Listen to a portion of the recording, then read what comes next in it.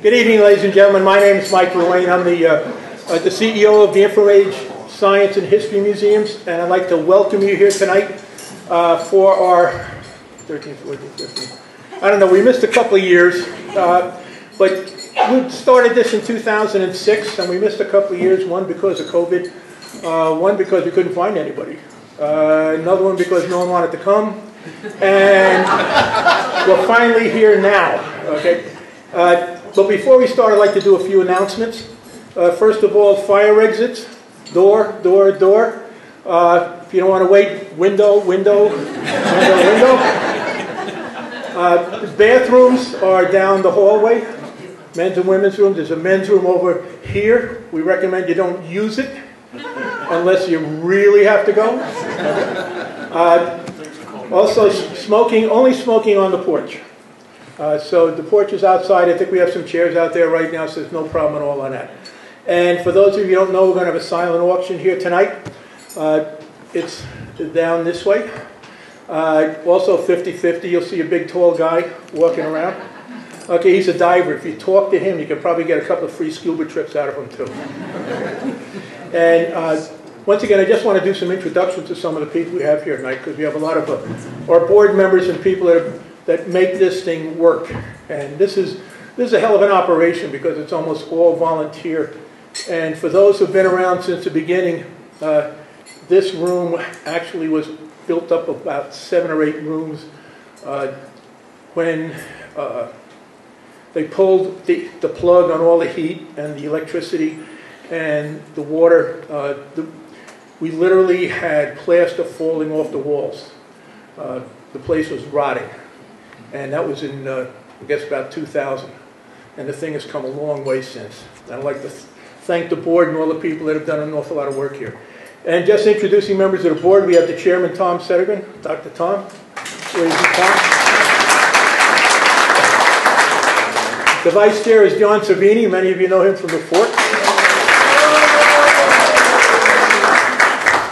I recommend you didn't do that because you have a big head already, not just... we have another Dr. Jules Belicio. He was very big on television and I guess the Olympics at one time. Am I correct? Yes. Fred Carl, founder. We also have Steve Lang. Steve, where you be right here.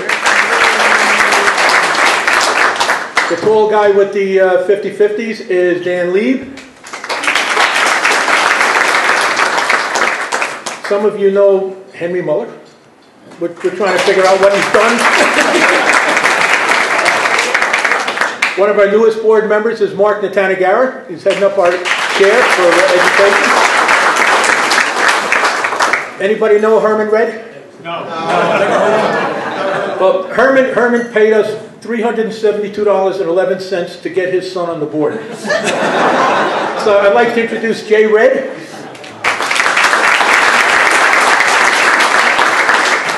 And, you know, one of our problems here, they say every time I stand up I cause problems, but Jay is a lawyer. We brought him on because Rich Shackley couldn't handle the cases that were being thrown against me by himself. So Rich Shackley. And on the distaff side, finally, because we've always had women on the board, we're trying to get more women on our board, but Melissa Ziobro.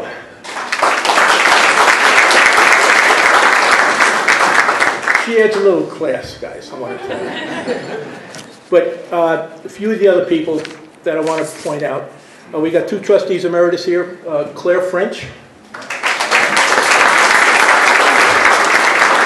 and Barbara Ruane. And I'm going to just hit a couple of people right now, but the honorees we have here tonight is Ed Bair. All the way up from Florida. Anything I can do for you. Anything I can do for you. And Donald Blue. And our Chairman's Award this year goes to the co-star. And sitting here is Alison, Ertl. And we are honoring the Trustee Emeritus, John Truhan. He was with the board from the beginning since 1995. He retired from the board about a year ago, and we couldn't get him back here simply because of COVID and his grandchildren and children and other stuff, so he had that stuff going. He's not going to be here tonight, but Clair French is going to speak for him. Now, the other thing I want to just point out, two more people, is again, my right and left arms, my alternate mother slash wife slash pain in the, you know, Gloria Kudrick.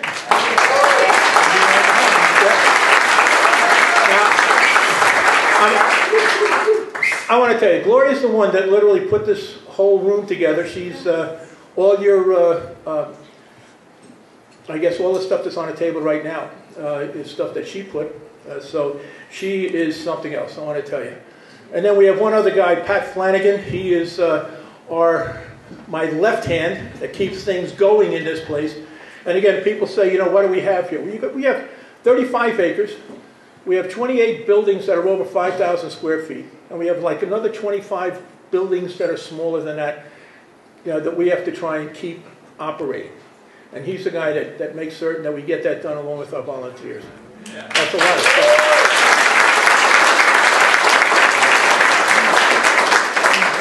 Okay, that takes care of that stuff, okay? Now, the real part. First of all, again, I'd like to welcome you to New Jersey's literally mini Smithsonian. You know, a quick overview. You know, we say history was made here for almost 100 years, from Marconi, going to the U.S. Navy in World War I. Okay, RCA was almost formed here, to our checkered history of the KKK being here in the late 20s, early 30s, the King's Christian College coming in after that, prior to World War II, and then the U.S. Army taking over in World War II, being here till 1997. So, you know, when people say, you know, Washington slept here, that was one night. We have like 80 years of technological innovation that's literally changed the world in this little place. We're a National Historic Landmark, only one of 2,600 in the United States. We're also New Jersey's World War II Living Memorial. Our 35-acre campus, again, I just told you, is over 6,000 square feet. But our former treasurer, John DeLuey, said we had the potential not only to be a regional, but a national site. And little by little, we're getting here, because people who've been here over the past 15 years, when we first did our first Wall of Honor in 2006, can see some changes that have come along. And I see Bob Zanzilleri, a few other guys shaking their heads over there, so they know what I'm talking about. I'm going to be speaking about a lot of bricks and mortar tonight, and I'm going to pass it on to Marc Natanagara, our education chair, who will help you update you on some of our STEM programs. So, on to our subordinate missions. And again, 2022 has been a great year. One of our subordinate missions is development. You know, develop an interactive hands-on learning center focused on the evolution of preservation of communications, electronics, and related technologies. In this past year, the electronic warfare, signals intelligence, and radar pavilion is almost online. It should be completed by the end of the year. And this is, we have a little bit of carpentry to do right now, but this is going to be outside there. And many of you were involved in this field working, working up at Fort Monmouth. The outdoor RC-12H guardrail electronic warfare aircraft is going to be, display is almost ready. We got the aircraft, we got the people squared away to do it.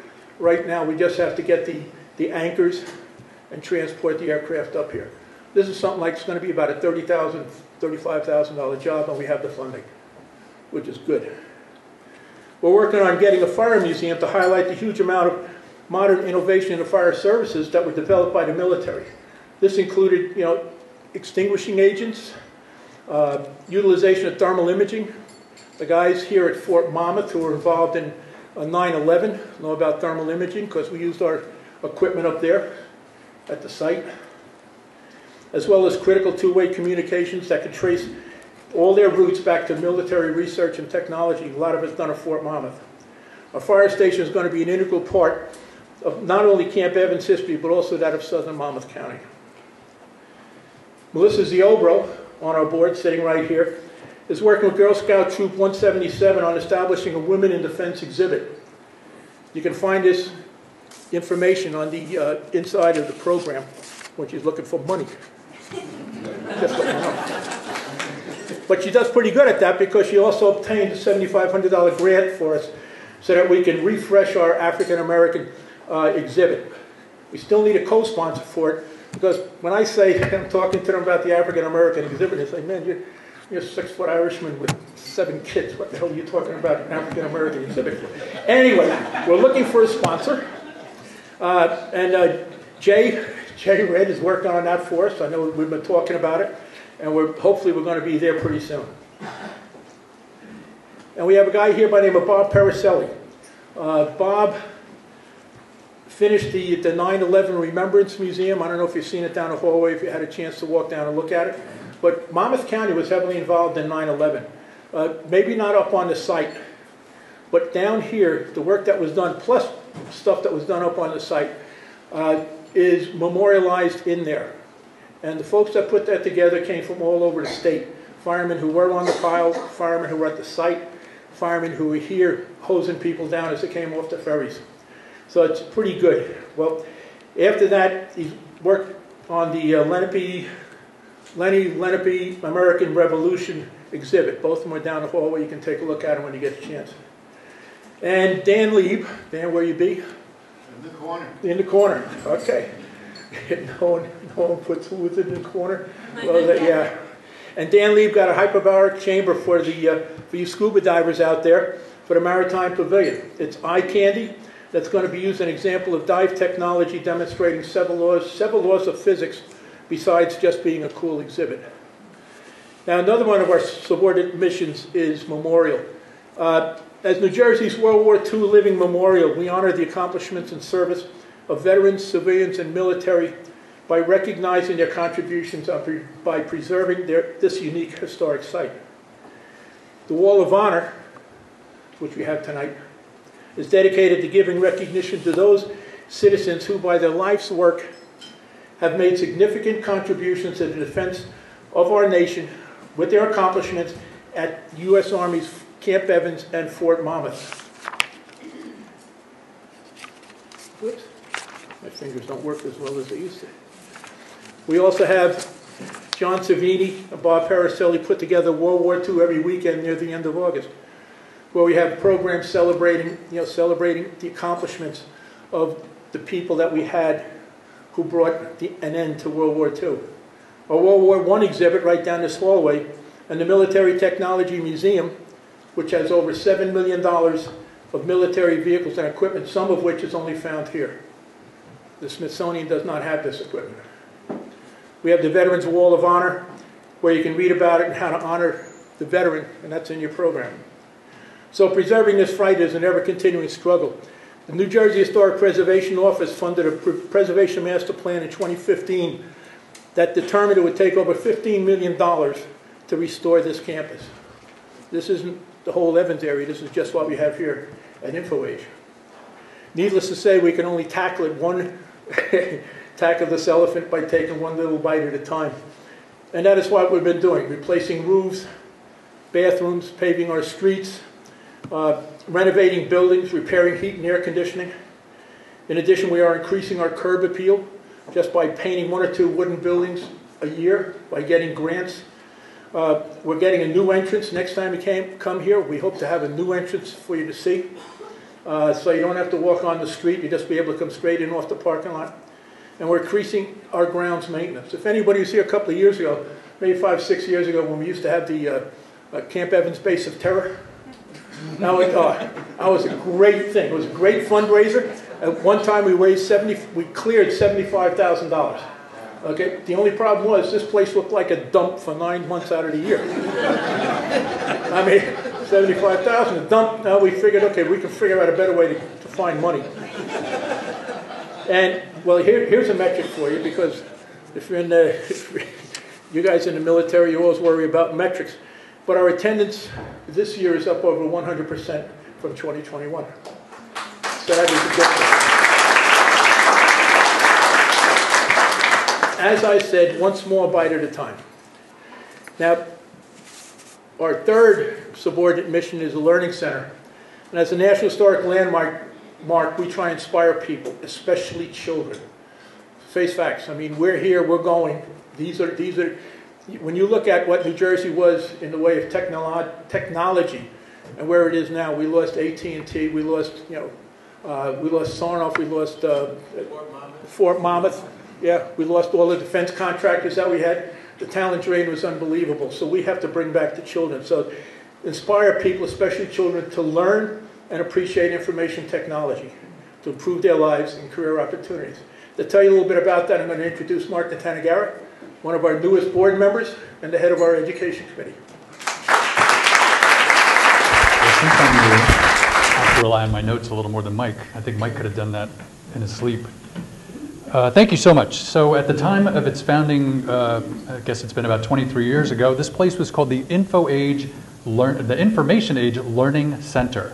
Now I know this because Mike just mentioned it. It's in our mission statement. There are also various signs around here that still say Learning Center. Our IRS tax documents called it Learning Center. But somewhere along the way, it was renamed the InfoAge Science and History Museums.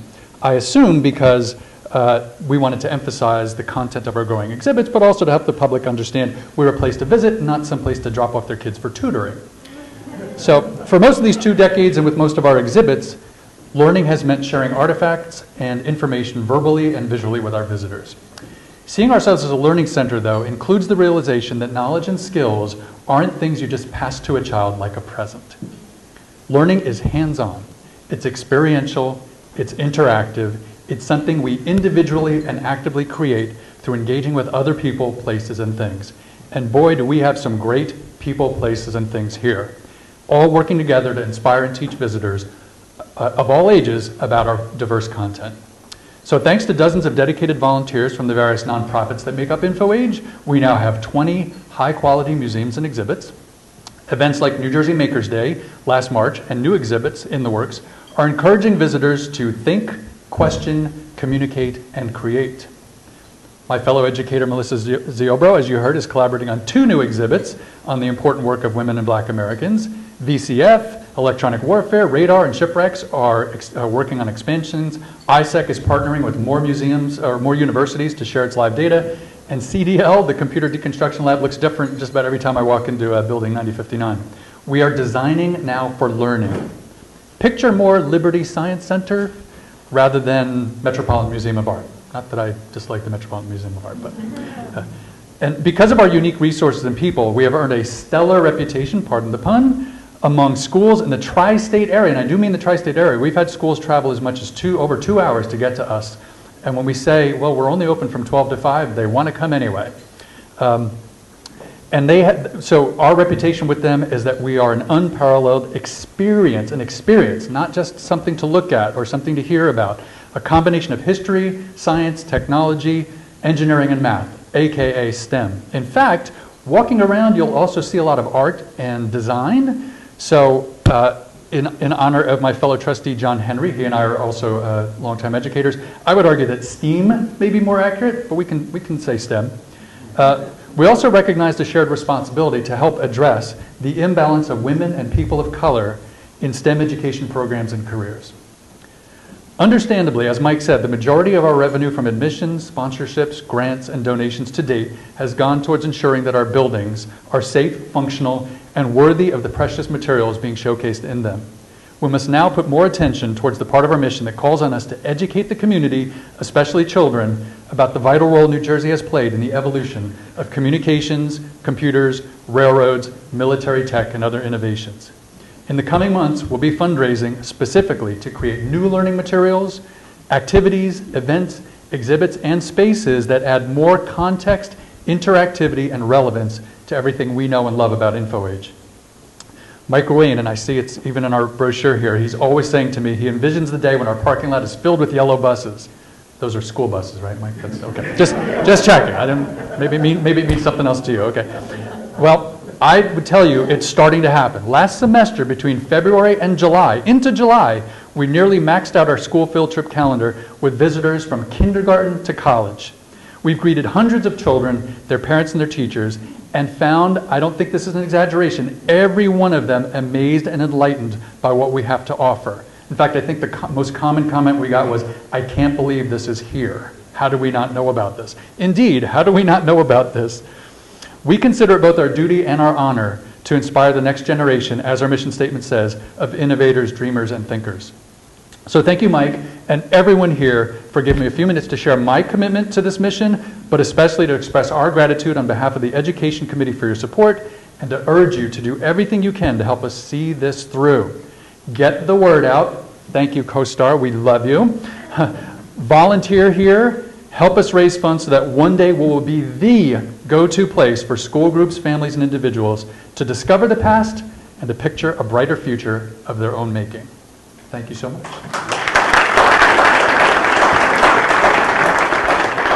I'm only going to be another 15 or 20 minutes. I tell you, if I have here a wrap up. If you believe in InfoAge, become a benefactor. Become part of us. You know, either as a member, spend time here, send people here, send money here. Okay. This thing here, literally the program that the state put together, it's going to cost us $15 million to restore this place. And right now, okay, we are 10 and a half, 11, $12 million behind. We're doing it one little bite at a time. Yeah, just tiny little increments, just little bites, itty bitty bites. But no, just if you believe in InfoAge, become a benefactor. That's all we're going to tell you. Now, the thing is, the last thing I'm going to tell you is mange. Okay, that's for my Italian friends. For Irish, eat quick. Okay? So, right now, I don't know how we're going to do it. If we start with table 1, then table 2, then table 3. We'll work it that way. So table 1, Eddie, if you could get up and lead the way, please. Do you need help, Ed?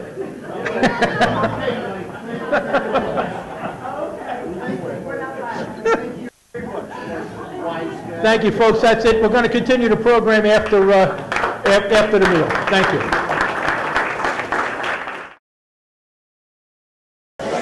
Ladies and gentlemen,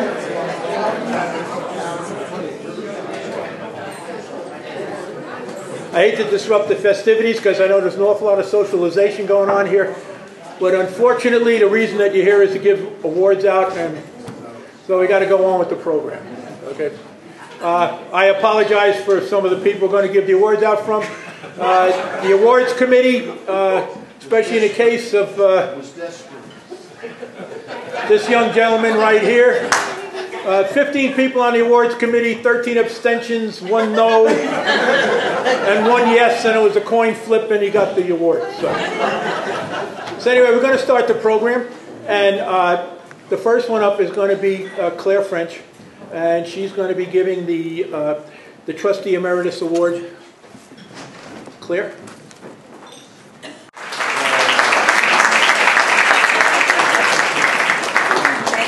Thank you so much, Mike. John Truhan is being honored with the status of tonight, being our honoree for Emeritus. A year ago, we were supposed to give this award, and a year ago he had a terrible case of COVID, and that kept him away. He couldn't be here to receive it. This year, he had terrible, serious surgery just a few weeks ago. And then he thought he might be well enough to come this past week, and he had emergency surgery, and it was pretty serious. He said for me to please tell Mike Ruane, do not invite him next year. He wants to be 3,000 miles from here. He doesn't even want to know the date. But John Truhan, John was involved with this from the very beginning. And I'm talking about 25 years ago. 25 years ago when Fred Carl came to a township committee meeting in Wall and said, I have this vision for what Camp Evans can be. There are stories to be told, and we've got to tell it. I want the campus. And all the governing body said, who invited this man? You know, he was one citizen, and it all started there. But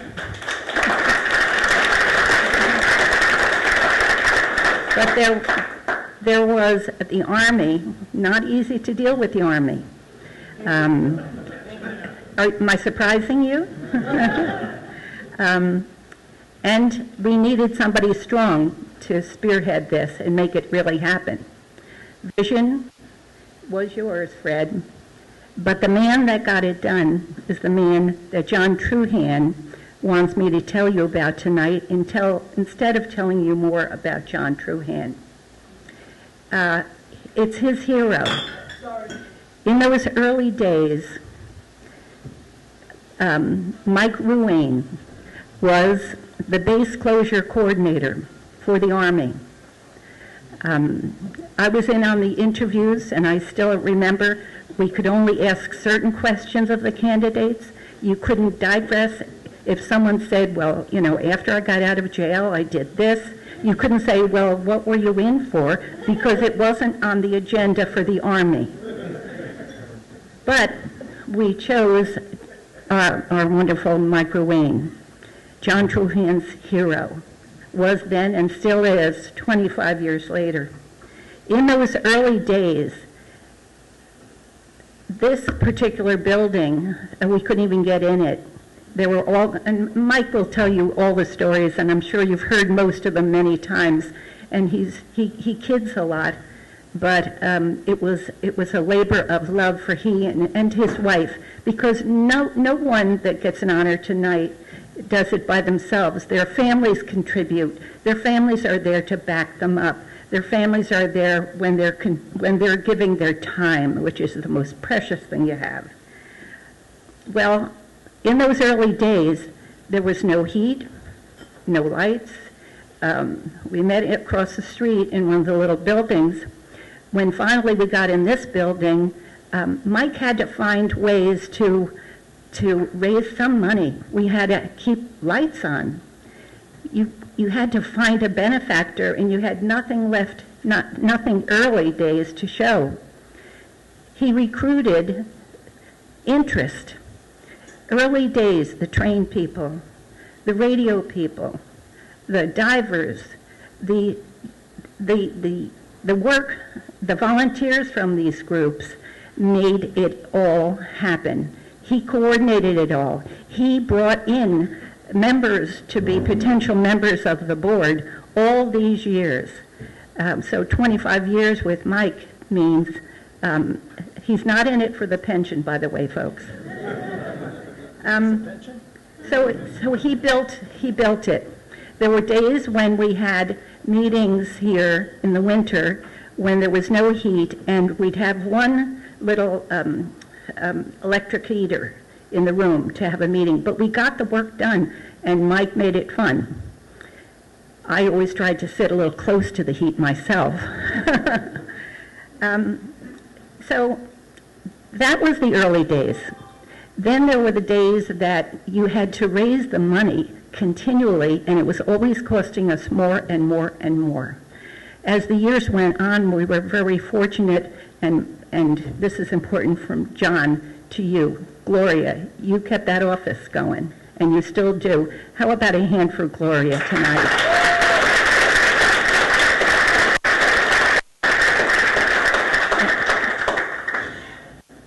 So yes, that was yesterday. Then there's today, and you heard what Mike said about what's happening here, and these kids are here to learn something. And the story is being told of what happened here. And we're honoring people tonight that can talk about the things that they were never allowed to talk about publicly in the past in their professional careers, because everything was secret. Everything that went on here was very secret.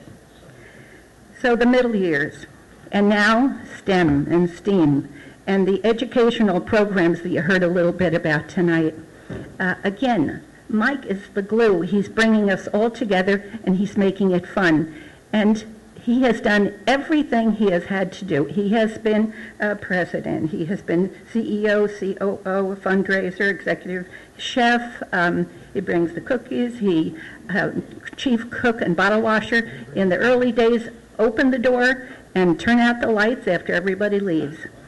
Anyone that's active in a group, a service group, knows it takes a person like that to grow it and to keep it coming. And the future is going to be wonderful because of Mike Ruane and because of the contributions he has made, and his wife Barbara, and we're ever grateful for that. And John Truhan said the best part of Mike Ruane is his sense of humor, and I think you would agree with that. Mike Ruane has done what has to be done to make money here, including the base of terror. And he had a chainsaw, and little kids would walk in and he'd run the chainsaw and look menacing at them. And he said his sign of whether it was a success or not was at least one little boy had to wet his pants that night. Every night it happened. It's even better with the adults who were And Tom Crowley, when I said he's such a nice man, he said, well, let me tell you a little bit if you were ever in the service with the colonel here. He said he could strike fear in the hearts of men when it was called for. I'm glad I didn't see that side. But when you're in the service, that's part of it. So from John Truhan, I'd like to say thank you. John is honored to be emeritus. I'm very honored to speak for him tonight. And I'd like to say I am delighted to call you my best buddy, Mike Ruane. God bless all here.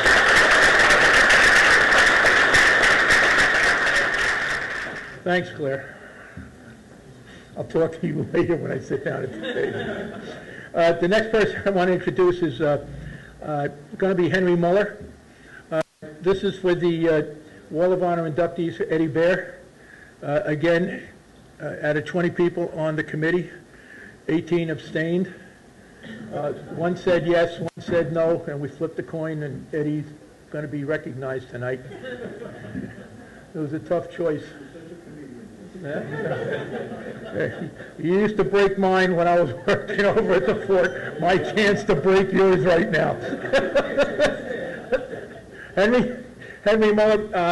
Henry is one of our new members. He's been here for a couple of years. He was also very big at Fort Monmouth, and he knew Ed. And by the way, I just want to let you know, regarding Claire, for those who don't know, she used to be the Monmouth County Clerk.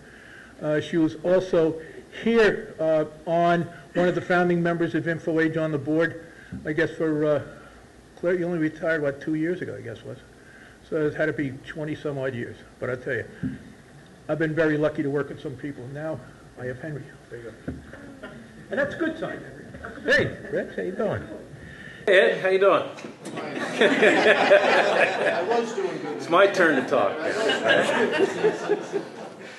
So I've known Ed for a long time. We kind of started out in PEO, IWNS kind of together when Eddie was the BMD chief for the first PEO, IWNS. Initials. What's that? Initials. Oh, Program Executive Officer, Intelligence, Electronic Warfare. I'm sorry. You know, in the Army we talk that way, and Gary Moore, my good friend, would always say, Henry, they don't know what you're talking about. What's C4? What's C4 ISR? C5 ISR? I don't know. But anyhow, POIWNS, Program Executive Officer, Intelligence, Electronic Warfare. And my first encounter with Ed was he was the business management chief for then Colonel promotable Bill Campbell, who ended up being Lieutenant General Campbell, and a great guy and a great mentor. Then Ed moved on to become Deputy PEO, and that was him and General Dave Gust. And I always said that Eddie and Dave Gust were the perfect good cop, bad cop team, right? Because you go to a meeting with the two of them, and Eddie would just beat the hell out of you for about 2 hours, and in the end, General Gust would very kindly, kind of virtually, figuratively, pick you up, dust you off, tell you were a great guy, you were doing a great job, and come back again tomorrow for some more, right?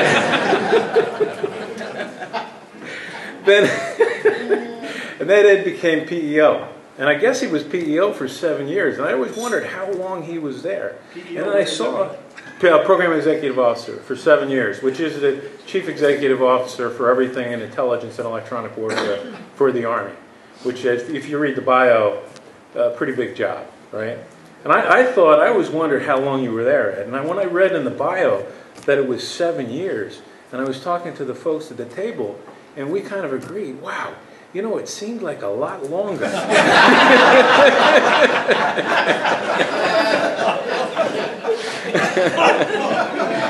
know,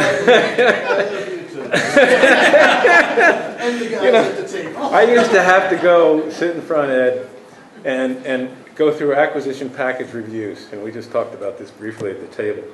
And I used to think I was smart, because I thought I dropped the package off on Friday afternoon to Chris and Mike Ryan, right, when they were on his staff. Kind of mid to late Friday afternoon, figuring he wouldn't get to me till later in the week, right? And the package would be about that thick, right? And I'd get a call before the end of the day on Friday and say, Mr. Bair said 8 o'clock Monday. I said, how can he go through that by 8 o'clock Monday? He's got the weekend. And he'd show up on Monday, and he'd throw that package in front of him. And it was this thick when I gave it to him, and it was this thick when he threw it on the table, because he'd read it about 6 times and written on every page. And we'd be scheduled from 8 till 9, and at 12, we were all sitting around the table like guys under a hot light with our sleeves rolled up.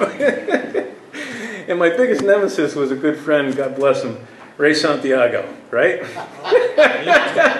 And I think Eddie loved to pick on him because Ray couldn't stop talking. And I'd always sit across the table and Ray would just keep digging, right? And I'd say, Ray, shut up. Oh, man, I tell you. But anyway, there were good times, Ed. You paid a lot of attention to detail. You were a great mentor. You taught us all a lot. And in your time there, you really turned PEOI WNS, I think, into the gold standard of acquisition for the Army, without a doubt. And I think it's still that today. I think they've carried your legacy. So the reason we're here is to honor you for that and put you on the wall out there, all right? So we can throw it. No, we won't throw anything at it. All right? We really appreciate your service, Ed. Okay. Thank you. With that, we want to give you this plaque. But I want to warn you, I got to caution you, because Mike told me, you can't take this home with you. This is what's going on the wall. You're going to get a copy, and I have a copy. It's much smaller, all right? Wallet size. It's a wallet size, all right? So with that, congratulations. Thank you. Now, the mic is all yours. Thank you. And the mic is all yours, and I'm sure I'll regret everything I just said. No. I promised to be on good behavior tonight. I really did. I didn't even come prepared to speak. Or as those of you who worked with me, first chart, please. No.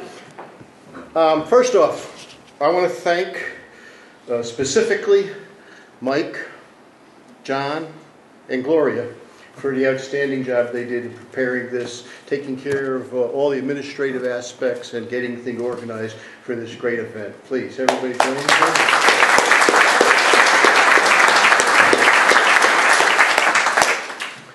Secondly, I want to express my appreciation to both the Board of Trustees and all the working and volunteer members affiliated with the InfoAge for what you are doing and what you stand for is providing a great service, inspiration, and educational work to the youth of this county, state, and tri-state area. And I applaud you for that. That is I don't mean this sarcastically, that's a thankless task.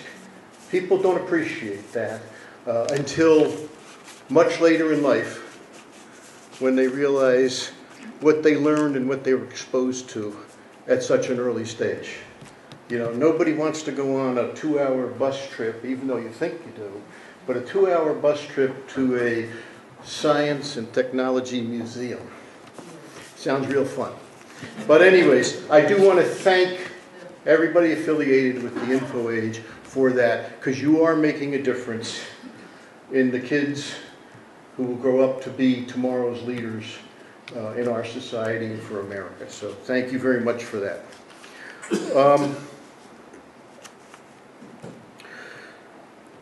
I did want to say, I didn't realize until I got here and I was listening, I should have been reading, but I was listening to things, and I heard Mike Ruane probably 3 times, probably more, talk about how this is a living memorial to World War II vets. And I couldn't help but think, Mike's our living World War II vet. Wrong. Vietnam, yes. World War II, no. Brack, yes. Yes, yes, Brack. Okay. And I have to correct something Claire said. The eloquent words, Claire, as always. But I guess having been associated with this community, the Camp Evans community, we're going to say, the electronic warfare, radar, aircraft survivability, infrared countermeasures, RF countermeasures, community, I got to say acoustic sensors community, ground stations, but being associated with this community, I understand that the public facade was we can't talk about stuff because it's so secret. Even Dave Usacek said when you said that it probably still is, and most of it is still to this day.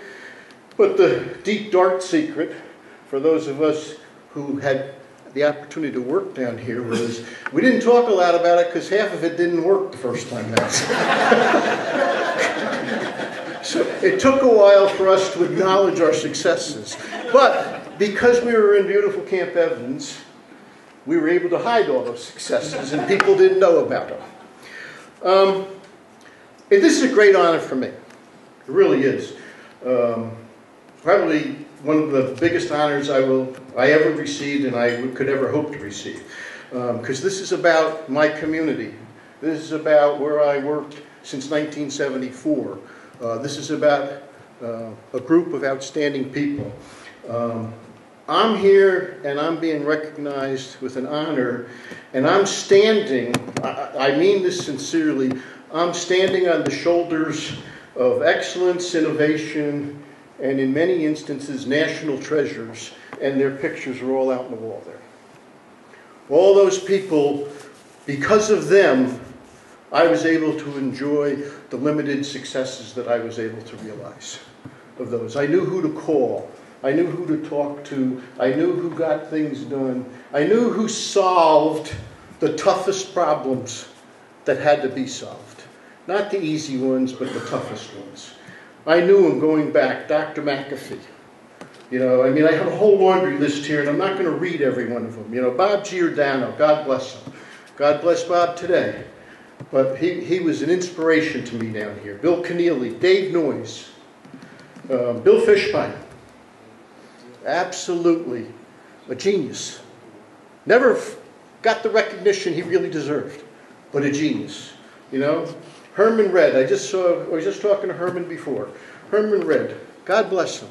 You know, he's got what, 9 grandchildren? Is that, you know what it is? Look at that. I mean, you know, there's somebody who does a good job. But all of them, Bob Dotto, Andy D'Angelo, the father of, well, the self-proclaimed father of firefighter, not quite the real father of firefighter. He's sitting over here to my left, Charlie Christensen.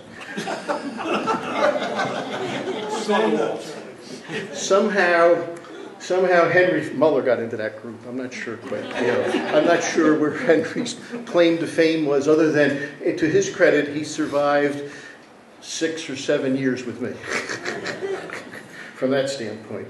But John Citadino, Willie Johnson, God bless Seymour Hirsch. Everybody, Seymour Hirsch, always had a good thing to say, always had a joke to tell you, always had a little trick to share with you. God bless Seymour. We'll always remember him. Rudy Boozer, So these are people who, you know, I don't want to say I idolized them, you know, or something like that, but I do want to say I revered their engineering excellence. I revered their technical commitment and excellence to doing what's right and to taking on the tough challenges, not trying to end run them and not trying to avoid them. And it's people like that who made this community, the information age community as it defines itself, what they are. You know, I look around, I don't know how many I sat with in meetings where we sat around. I see my fellow, we started on the same day, 1974. Ed Thomas came tonight. Ed's probably somewhat of an outsider to the electronic warfare, signal intelligence, and radar and acoustic sensors and electro-optics countermeasures. And weather systems, metadata systems, who could forget that? But with all due respect to Ed, you know, I sat in the meetings with all the people here, and we used to mumble about radio command. You know, that's all they know how to talk about is radios, comms, and that was the end of it. Well, you know, the wrap up for me and where the rubber hits the road is they learned all about intelligence, surveillance, reconnaissance, and target acquisition in Operation Desert Shield, Desert Storm, and in Operation Iraqi Freedom and Enduring Freedom. Because all of a sudden, the programs you all worked on, the technologies you all mastered and provided to the Army as warfighting capabilities were the ones most in demand by the warfighters. They were most in demand by the warfighters. That's the one they were screaming for. And there's a lot of reasons behind that, because this community was severely underfunded, because people didn't appreciate the value of the technology that you brought to the warfighter from that standpoint, until they were in a war. And that's what they needed most, were those things. So with that, I want to thank you all for the opportunity to be here tonight. I want to thank you very much for this distinct privilege and honor you have bestowed on me. Thank you.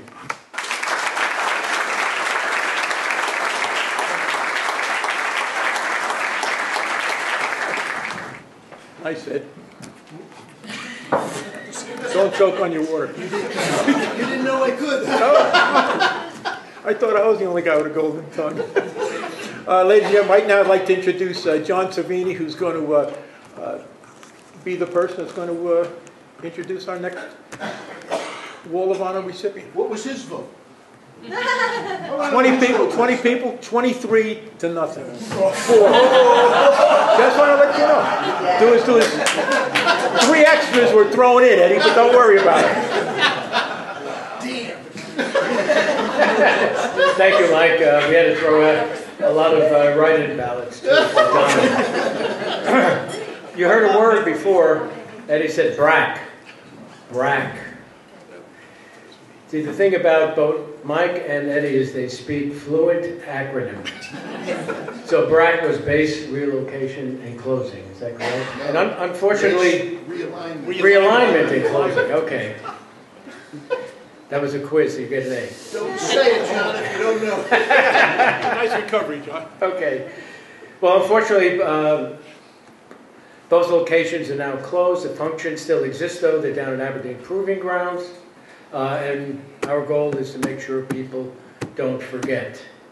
So we're telling these untold stories. Or if they were told, people are forgetting, and we're making sure that nobody forgets. So we have here at table 2, a wonderful family honoring Donald Blue. So if you look in your awards book, you'll see it's Donald Blue Sr. This is a family affair because we also have Donald Blue Jr. And to add icing to the cake, we have Donald Blue III. I think that's wonderful.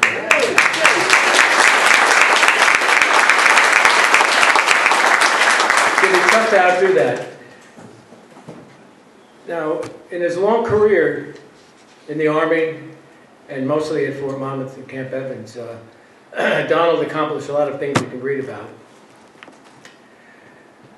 Just to go back a little, 1972, you see, 50 years ago, last month, was the anniversary of the terrorist attack at the Munich Olympics in Germany.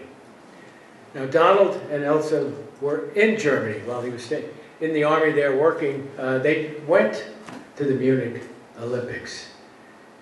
And it turns out that after that event, governments got very serious about terrorists, okay? And things escalated.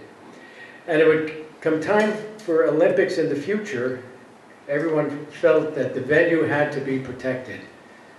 And that's where Donald came in. Because at least in the United States, the State Department came to the Department of Defense and said, we need to protect the venue, athletes, attendees, everybody at Lake Placid in 1980. Okay. So Don was a key person in that program that started here, completed here, okay, and consisted of multiple sensors, integration, and monitoring. Okay, so a lot of the systems were developed right here at Camp Evans. REMBAS, okay, another acronym. Remotely in place battlefield sensor system, Eddie? Right. Acoustic sensors. Acoustic sensors, Some of okay. them were acoustic. You get another A. Not all. That's true. That is true. So you had, those were seismic and acoustic sensors that monitored a region. If you put them down, they could detect a movement, vehicles or people. Also, they had a, what we call PPS 15, ground personnel radar. Okay, now that radar would also detect vehicles or people as part of the system in a special closed circuit TV system. And it worked famously, successfully, and actually set the precedent for defending and protecting Olympic venues from 1980 on. So tonight we'd like to present our second award to Mr. Donald Blue, Sr.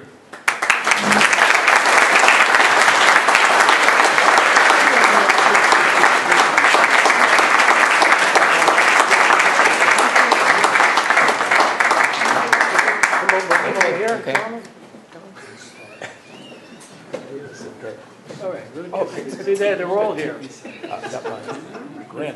All right, we're going to go. Okay, we'll go in front here a little bit for them. You know, I don't have much to say. I didn't prepare anything. I try to do it off the top of my head, but I'm very happy that I was selected to join the wall out there, okay? Because I started working here in 1964, stayed here for a long time, and then I went over to Germany, came back, worked here again. And after that, I went to SATCOM, worked on satellites, ground stations. So I had a nice career. But this was the best place that I worked in my career. And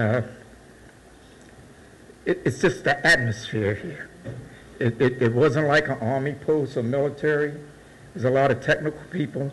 Everybody contributed to what was going on.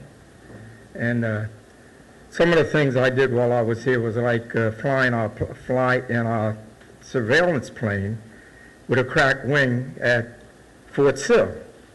And the family didn't like that too much, you know.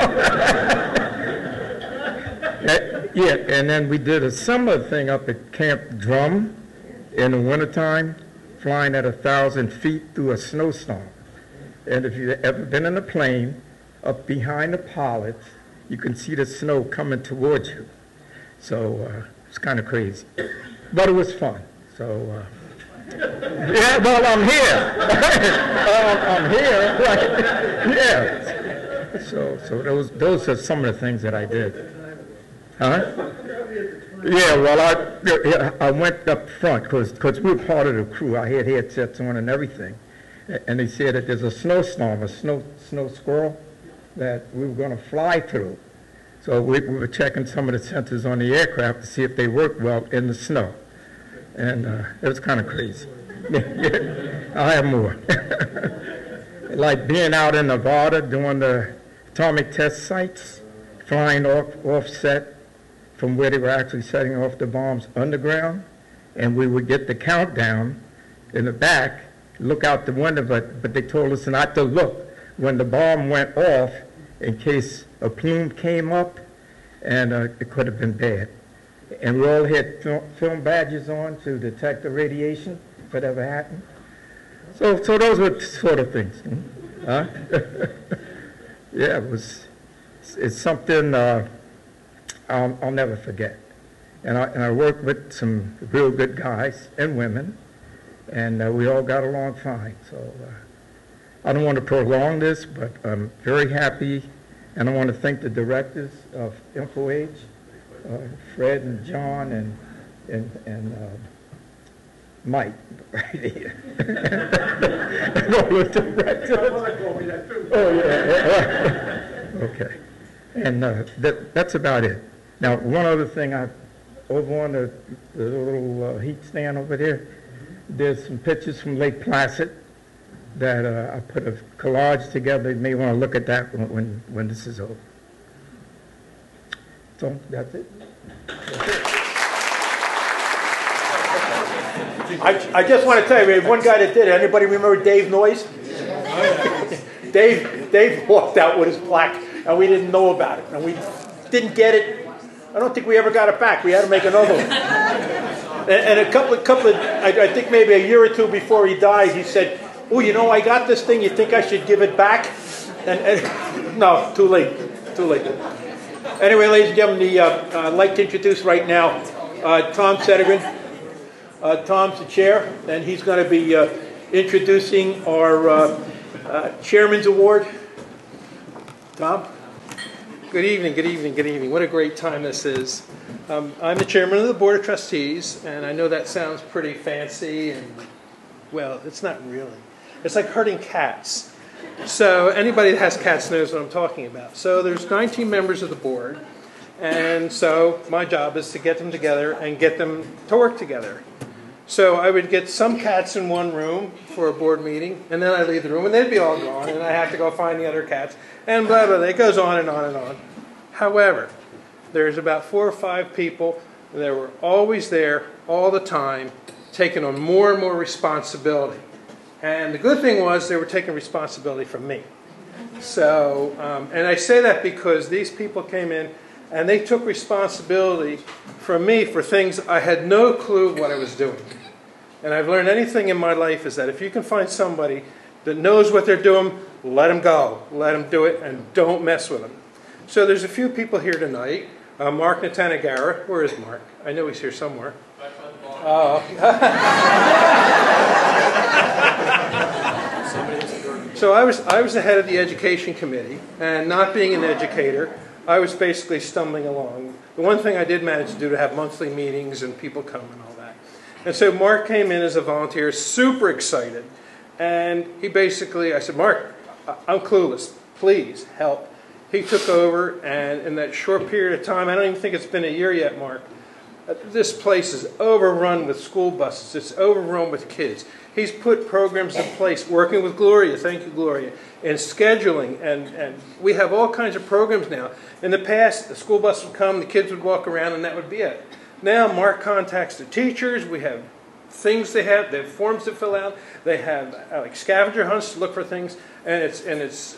I can't say how much, Marc. I thank you very much because it is unbelievable our education program now. Another person, Melissa. Melissa, thank you. So, I'm a Scout person. I am an Eagle Scout, and my mother was a Girl Scout leader, all this kind of stuff. So I have this connection here. So we had a Girl Scout troop come in, and they wanted to do some projects. Well, I was totally clueless. I didn't have any idea, and they're great people, Vanessa and her troop. So thanks to Melissa, I talked to her, got together with them, and now they have this whole program going on. They're building a new museum down the hallway to basically show the participation of women in both here and in World War II, and it's going to be fabulous. Once we get that going, please come and see it, because it's going to. I've already seen some of the things, and helped Melissa get some things together. It's phenomenal. Steve Lang is another one. Where's Steve? Right here. Oh, sorry. So one of the things we've been trying to do here is what we call a speakers bureau. So basically a lecture series that we would have once or twice a month, and have the public come in and hear about NASA subjects, all kinds of stuff. Melissa has given some talks. We have all these people coming in, giving all kinds of different talks, and it's included with admission, and we struggled to get that off the ground. Steve took control of it, and boom, within probably a couple months, he had a whole year's program lined out. And this is huge, because we're an education center, and we need to be able to educate and tell people what's going on in the sciences, because there's so much misinformation presented in the media. It's important that we teach people what's real and what's not. Mike Ruane. Now, everybody knows Mike Ruane. We've been listening to him all night. But Mike Ruane, I meant that in a good way. But Mike personally has raised more money this year by applying for grants than any other year. Is that correct, Mike? It is. Mike, thank you.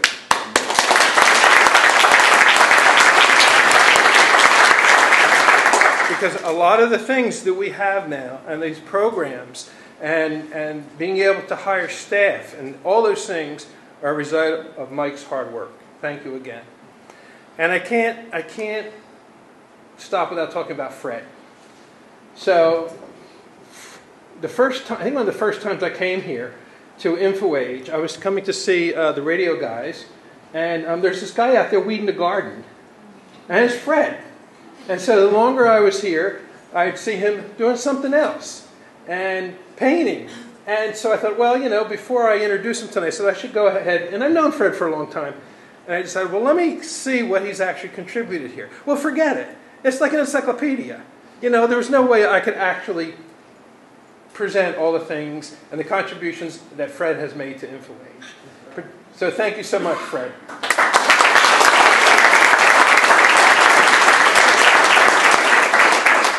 So having said that, Fred, could you come up and present the award to the CoStar folks? It's a thrill to be here. We wouldn't be here if it wasn't for the amazing things that were done by the amazing, talented people who took their talents and turned it into hard-won skills that protected this nation. And this was a Signal Corps facility. And the motto of the Signal Corps is to get the message through, right? Well, when we came here, nobody knew about Camp Evans, right? So we needed a partner to get the message through. And our partner was the CoStar. This is a collage of just some of the articles that was published. And when we counted the things to prepare for this, we found there were over 500 articles printed by the CoStar just on Camp Evans, and as early as 1943. Right? And then when InfoAge came around, there's articles as early as 1995, and we started the effort in 1993. Another more than 500 articles. So this is what got the message through, because if we did not have public support, nothing was going to happen.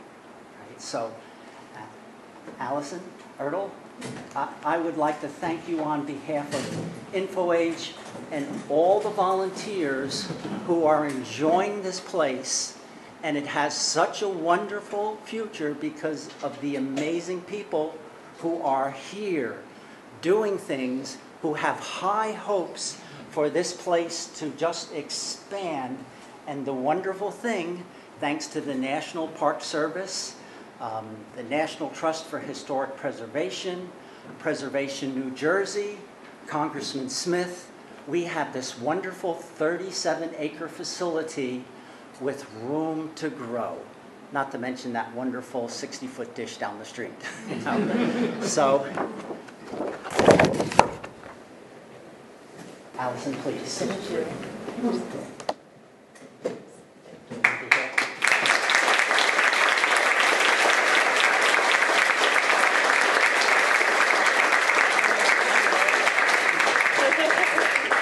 Thank you so much, Fred. Thank you. Now, do I get to keep this? Yeah. Very good.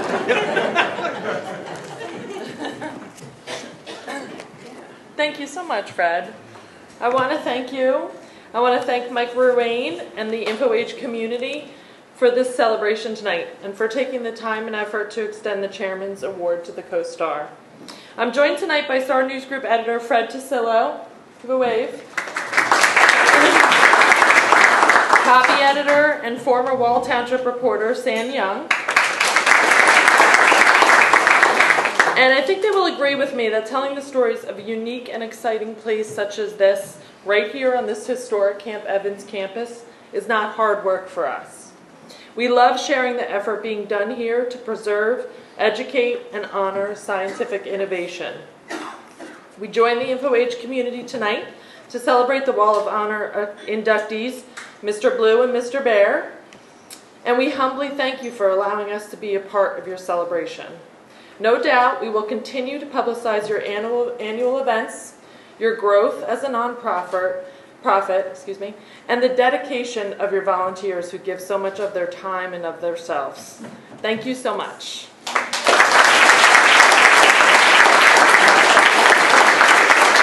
You have to put up with me one more time. Dan Lieb? Yes. Folks, I want to, this is pretty much getting close to the wrap-up. We're going to be doing the 50-50 and the silent auction. If anybody wants to sign up for the silent auction, we'll give you 5 minutes. Don't run over each other. However, whatever money you put into that, we can definitely use, because 3 of us are being sorely underpaid for the amount of time and effort. But seriously, folks, this is pretty much the wrap-up. I want to thank you very much for coming out tonight. It's been another successful Wall of Honor, and we kid around a lot, but it's a very serious thing we're trying to do here. We're trying to preserve the history of this place. We're trying to open it up so that people can see that, you know, science and technology is what's going to be our future. We lost a lot when the fort left, when Bell Labs left, but we have to get our children back on the STEM trail. So this is one of the things we're doing here. We have, I think right now, Marc, we're pretty close to 5 or 6 schools right now coming in. And we've got about another 10 or 12 schools that are interested in coming here. So it's very important to us, you know, to educate the children. And if you saw our mission, you know, just read our mission and you see what we're all about. Thank you again.